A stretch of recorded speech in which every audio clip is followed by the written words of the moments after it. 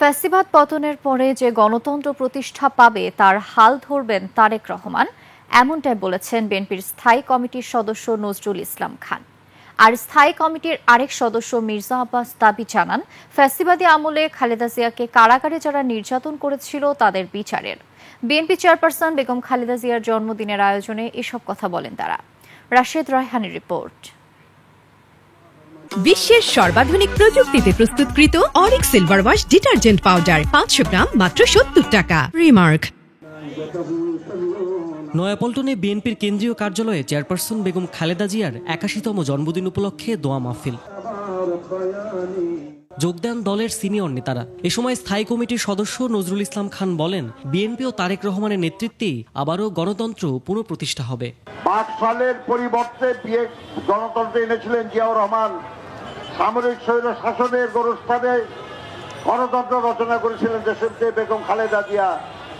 আর এই ফাঁসিবাদের জায়গায় গণতন্ত্রের সূচনা করবেন আবার জনাব তারেক রহমান। স্থায়ী কমিটির আরেক সদস্য গয়েশ্বর চন্দ্র নায় বলেন, নির্বাচন বানচালের ষড়যন্ত্র চলমান রয়েছে, নেতাকর্মীদের সতর্ক থাকতে হবে। গণতন্ত্রের জন্য আপসীন নেতৃত্ব তিনি অভিযুক্ত মাদারসার মুক্তি দিতে হবে।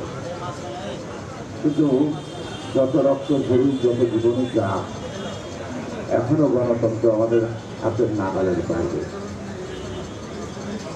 আমরা শুনি, বিশ্বাস করতে চাই যে সহসা নির্বাচন হবে ফেব্রুয়ারি মাসের প্রথম থেকে। এই নির্বাচন সম্পন্ন হওয়া ভোটের গণনা, ভোটের ফলাফল গণনার আগ মুহূর্ত পর্যন্ত জাতির কাছে একটা সংশয় আছে। বেগম খালেদা জিয়া কারাগারে থাকাকালীন তার সাথে যে অন্যায় অবিচার হয়েছে সেসবের বিচার দাবি করেছেন দলের জ্যেষ্ঠ নেতা মির্জা আব্বাস।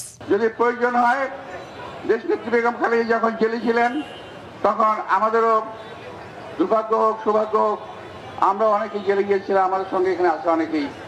আমরা দেখেছি কারা কারা কারাগারে ওনাকে নির্যাতন করেছেন। গণতন্ত্রের জন্য আপোষহীন বেগম জিয়ার জন্মদিনে নেতাকর্মীদের ভিড়ে প্রাণবন্ত হয়ে ওঠে বিএনপির কেন্দ্রীয় কার্যালয়। রাশেদ রায়হান, 21 টেলিভিশন, ঢাকা।